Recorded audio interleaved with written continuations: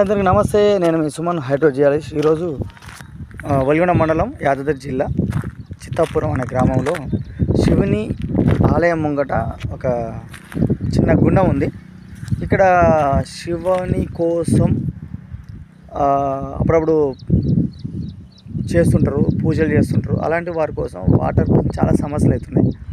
ఈ గుండంలో ఉన్న వాటర్ వానాకాలంలో ఉంటున్నాయి, కానీ తర్వాత ఎండాకాలం వచ్చినప్పుడు ఉండట్లేదు.